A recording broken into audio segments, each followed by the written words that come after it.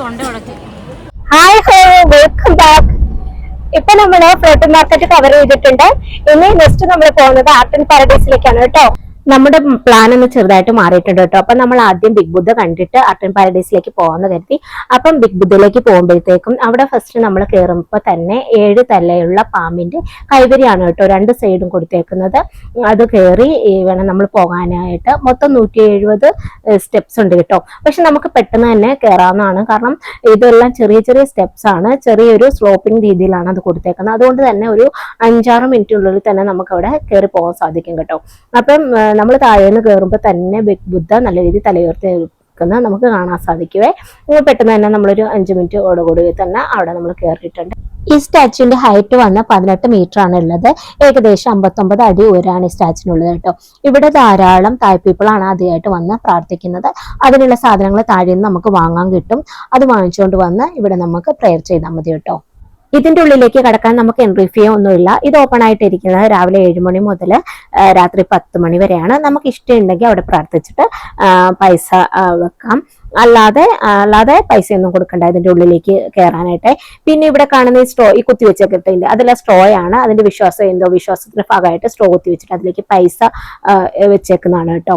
പിന്നെ അവിടെ ചെറിയ ചെറിയ ഒരുപാട് കുഞ്ഞു സ്റ്റാച്ചുകൾ, കുഞ്ഞതല്ല, മറ്റേ ബിഗ് ബുദ്ധയെ അപേക്ഷിച്ച് ഒരുവിധം ചെറുതായിട്ടുള്ള ഒരുപാട് വേറെയും ബുദ്ധാസ് ഒരുപാട് നമുക്ക് ഇവിടെ കാണാൻ പറ്റും കേട്ടോ. പിന്നെ അവിടെ നിൽക്കുമ്പോൾ തന്നെ നല്ലൊരു വൈബാണ്, നല്ല ഭംഗിയുണ്ട് കാണാനായിട്ട്. പിന്നെ അവിടെ ഒരു കോയിൻ വെച്ച് പ്രാർത്ഥിക്കുന്ന ഒരു ഉണ്ട്. പക്ഷെ അതിന് വീഡിയോ എടുത്താണ് അതിൻ്റെ മിസ്സായി പോയെ. കോയിൻ ഇങ്ങനെ നേരെ വെച്ച് പ്രാർത്ഥിക്കണം. പ്രാർത്ഥിച്ചു കഴിഞ്ഞാൽ നേരെ നിൽക്കുകയാണ് അവരെ ഇത് സാധിക്കാന്നാണ് കേട്ടോ. പിന്നെ അവിടെ നിന്ന് നമുക്ക് പട്ടായ സിറ്റി നല്ല രീതിയിൽ കാണാൻ പറ്റും. നല്ല തടിയെടുപ്പോടുകൂടി പട്ടായ സിറ്റി നല്ല രീതിയിൽ കാണാൻ പറ്റും കേട്ടോ. പിന്നെ ഞങ്ങൾ നേരെ പോയത് വ്യൂ പോയിന്റിലേക്കാണ്. വ്യൂ പോയിന്റിൽ നിന്നുള്ള പട്ടായ സിറ്റിയുടെ ദൃശ്യമാണ് കേട്ടോ. അവിടെ ഉള്ള ദൃശ്യം നല്ല രീതിയിൽ നമുക്ക് അവിടെ നിന്നാൽ കാണാൻ സാധിക്കും കേട്ടോ. ഒരു ബൈനോക്കുലറൊക്കെ ഉണ്ടെങ്കിൽ ഒന്നുകൂടെ നല്ല രീതിയിൽ കാണാൻ സാധിക്കും. അതൊന്നും നമ്മുടെ കയ്യിലില്ലായിരുന്നു.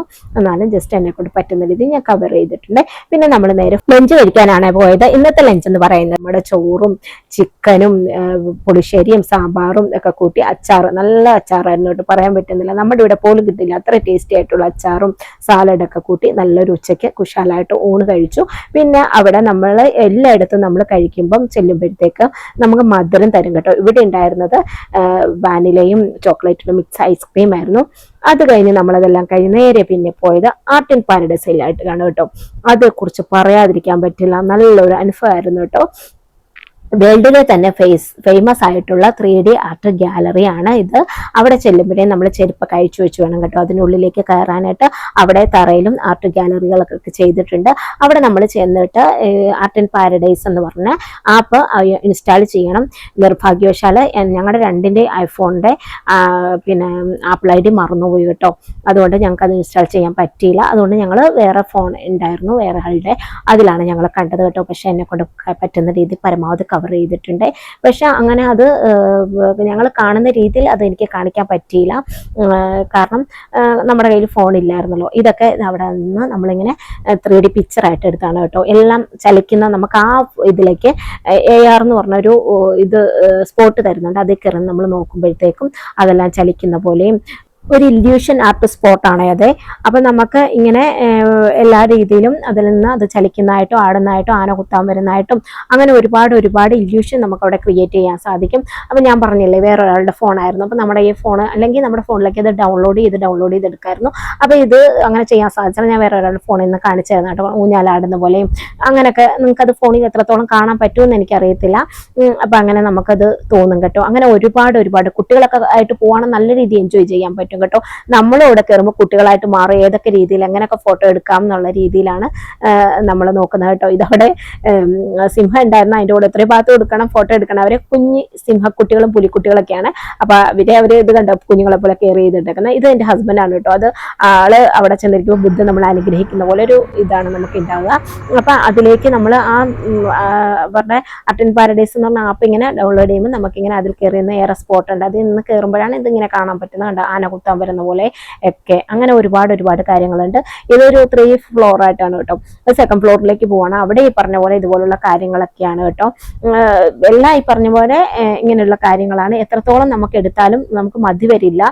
അവിടെ നിന്ന് ഇറങ്ങാനും തോന്നില്ല. കുട്ടികളെ പോലെ നമ്മളായി പോവാണ് കേട്ടോ. ഒരുപാടുണ്ട് കേട്ടോ. നമുക്ക് നല്ല രീതിയിൽ എൻജോയ് ചെയ്യാനുണ്ട്.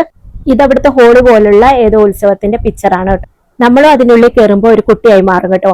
ഞാൻ അവിടെ നിന്ന് ഞാൻ എടുക്കാം, അങ്ങനെ മാറി ഓരോരുത്തർ മാറി നിന്നിങ്ങനെ ഓരോ ഫോട്ടോസ് ഇതിങ്ങനെ കാണാൻ വേണ്ടി ഞാൻ അവിടെ നിൽക്കാം അങ്ങനെ മത്സരിച്ച കേട്ടോ ഞങ്ങൾ നിന്ന്. അതുകൊണ്ട് നല്ല രീതിയിൽ എൻജോയ് ചെയ്തു.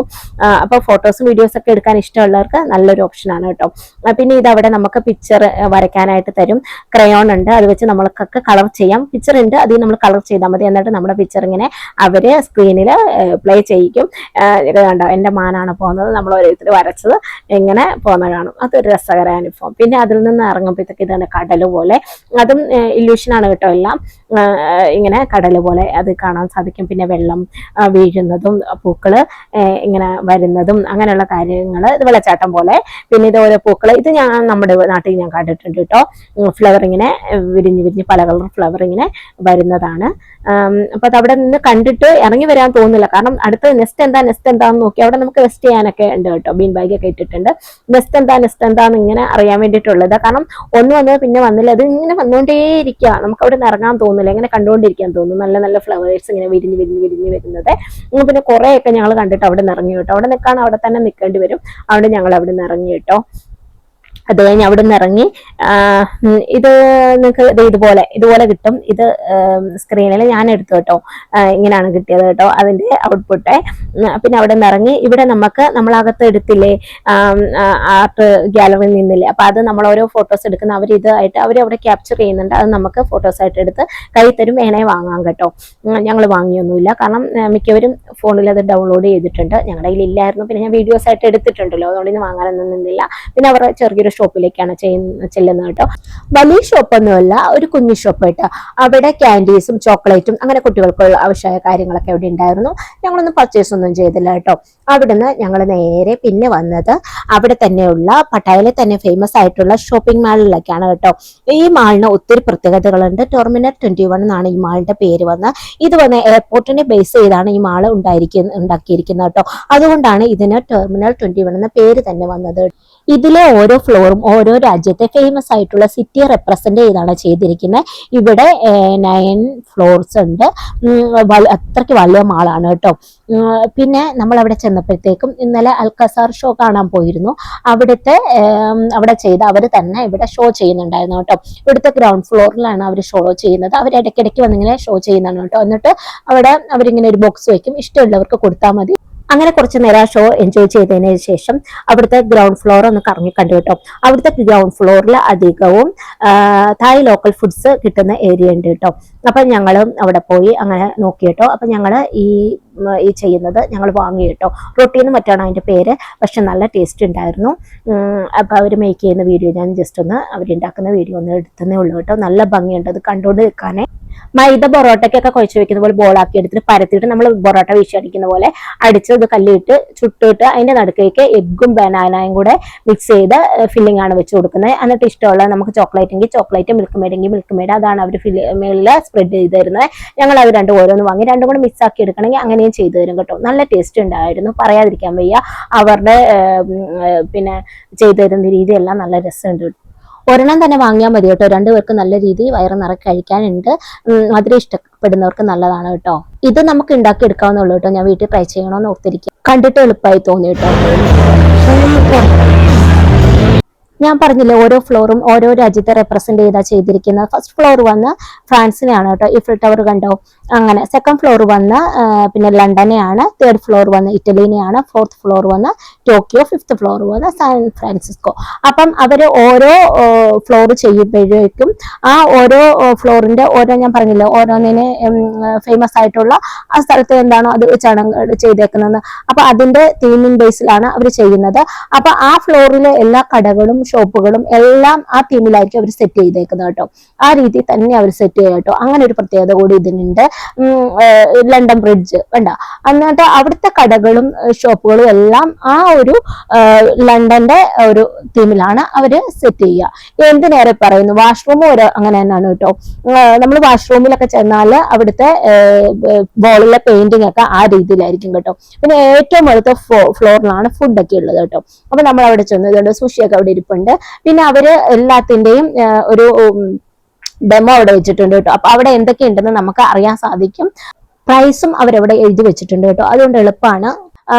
ഇത് നമ്മൾ നേരത്തെ കഴിച്ച ഫുഡൊക്കെ അത് ഇവിടെ ഒന്നുകൂടെ റേറ്റ് കുറഞ്ഞ മേളത്തെ ഫ്ലോറിൽ കിട്ടുന്നുണ്ട് കേട്ടോ. ഇത് പിസ്സയാണ്, പിസ്സയല്ല കബാബാണ് കേട്ടോ. അവരുടെ കബാബാണ്, കണ്ട പിസ്സ പോലെ നമുക്ക് തോന്നും, കബാബാണ് അവരുടെ. അപ്പം ഫുഡാണ് കേട്ടോ മേളത്തെ ഫ്ലോർ ഫുള്ള് ഉള്ളത്. അവിടുത്തെ പിന്നെ ഈ ആംബിയൻസ് ഒക്കെ നല്ല രസമുണ്ട് കേട്ടോ അവിടെ ഇരുന്ന് കഴിക്കാനൊക്കെ. ഞാനൊരു മാംഗോ സ്റ്റിക്കി റൈസ് വാങ്ങി അത് കഴിച്ചു കേട്ടോ. പിന്നെ ഒരു കബാബും ആണ് ഞങ്ങൾ വാങ്ങിയത്. കബാബ് നല്ല ടേസ്റ്റ് ഉണ്ടായിരുന്നു, ചിക്കൻ കബാബായിരുന്നേ. അങ്ങനെ എന്റെ ഹസ്ബൻഡിന് അത് ഇഷ്ടപ്പെട്ടില്ല കേട്ടോ. ആൾക്ക് ഇഷ്ടപ്പെട്ടില്ല, കബാബ് കുഴപ്പമില്ല, മാംഗോ സ്റ്റിക്കി റൈസ് ഇഷ്ടപ്പെട്ടില്ല കേട്ടോ. അത് കഴിച്ചുകൊണ്ടിരുന്നപ്പോ എനിക്കൊരു പണി കിട്ടി കേട്ടോ. ഇതിങ്ങനെ കഴിച്ചുകൊണ്ടിരുന്നതിന്റെ ഇടയ്ക്ക് കബാബിന്റെ ഇടയ്ക്ക് ഒരു ചിക്കൻ പീസ് ഉണ്ടായിരുന്നു. ചിക്കൻ പീസ് അല്ല, ചിക്കൻ്റെ എല്ലാം അതെന്റെ തൊണ്ടയിൽ കുടങ്ങി ആകെ സീനായിട്ടോ. ഞാൻ ഓർത്തു ഞാൻ അവിടെ വെച്ച് ഡെഡ് ബോഡി ആയിട്ടായിരിക്കും വരുന്നതെന്ന്. പെട്ടെന്ന് അങ്ങ് തൊണ്ടയിൽ കുടുങ്ങി ഞാൻ അങ്ങ് പാനിക്കായി. എനിക്കപ്പോൾ ഓർമ്മ വരുന്നത് എന്തോ ഒരു അത്ഭുതങ്ങളൊക്കെ എന്ന് പറഞ്ഞാൽ ഫഹദിന്റെ ഒരു പടവില്ലേ, അതിനകത്ത് ഹനെ പെണ്ണ് കാണാൻ പോകുമ്പോഴത്തേക്കും നീ മുള്ള തൊണ്ട കുഴങ്ങി ഫഹദിന് ഓപ്പറേഷൻ ഒക്കെ ചെയ്യില്ലേ, ആ ഓർമ്മ എനിക്ക് വന്നു. അള്ളാ, ഇനി ഏത് ഹോസ്പിറ്റലിൽ പോകണം, ഞാൻ എങ്ങനെ തിരിച്ചു വരും, ഡെഡ് ബോഡി ആയിട്ടാണ് വരുന്നത്, ഇനി എന്ത് ചെയ്യും, ആകെ അങ്ങ് പാനിക്കായി. പിന്നെ വാഷ്റൂമിലൊക്കെ പോയി കൈയിട്ട് കാലിട്ട് ഇളക്കി വെള്ളമൊന്നും കുടിച്ചിട്ടൊന്നും പോകുന്നില്ല. അങ്ങനെ ഞാൻ ആകെ പണിപ്പെട്ടു കേട്ടോ. അങ്ങനെ ആകെ പെട്ടുപോയി. പിന്നെ അവിടെ വെച്ചപ്പോൾ ഞാൻ പിന്നെ വ്ളോഗൊന്നും എടുത്തില്ല, ഞങ്ങൾ നല്ല ബുദ്ധിമുട്ട്. പിന്നെ രാത്രിയിലെല്ലാം കുറച്ച് ബുദ്ധിമുട്ടുണ്ടായിരുന്നു കേട്ടോ. പിറ്റേന്ന് ഇപ്പോൾ ഓക്കെ ആയി. ഞാൻ ഓർത്ത പോലെ പ്രശ്നമൊന്നും ഉണ്ടായില്ല, പക്ഷെ ഞാൻ അങ്ങ് പേടിച്ചു പോയിട്ടോ. അപ്പൊ ഇത്രയൊക്കെ ആയിരുന്നു ഇന്നത്തെ വ്ളോഗ്. ഇത്രയൊക്കെ തന്നെ ഉള്ളൂ. പിന്നെ ഞങ്ങൾ എൻ്റെ ഇത് വീട്ടിലേക്ക് പോവാണ്, അല്ല റൂമിലേക്ക് പോവാണ് ചെയ്തത്. ഇതിന് മുന്നേ തായ്ലൻഡ് വ്ളോഗിന്റെ ഓരോ വീഡിയോസ് പാർട്ടായിട്ട് ഞാൻ അപ്ലോഡ് ചെയ്തിട്ടുണ്ട്. നിങ്ങൾക്ക് വേണമെന്നുണ്ടെങ്കിൽ ഒന്ന് ചെക്ക് ചെയ്ത് നോക്കൂ. അപ്പൊ ഇതൊക്കെയായിരുന്നു ഇന്നത്തെ വീഡിയോ. നിങ്ങൾക്ക് എന്റെ വീഡിയോ ഇഷ്ടമായെങ്കിൽ തീർച്ചയായിട്ടും ലൈക്ക്, ഷെയർ, കമന്റ് ചെയ്യുക. കൂടാതെ ഹൈപ്പും കൂടെ ചെയ്യാൻ സബ്സ്ക്രൈബ് ചെയ്യാൻ മറക്കല്ലേ. അപ്പോൾ മറ്റൊരു വീഡിയോ ആയിട്ട് കാണുമ്പോഴേക്ക് ബൈ.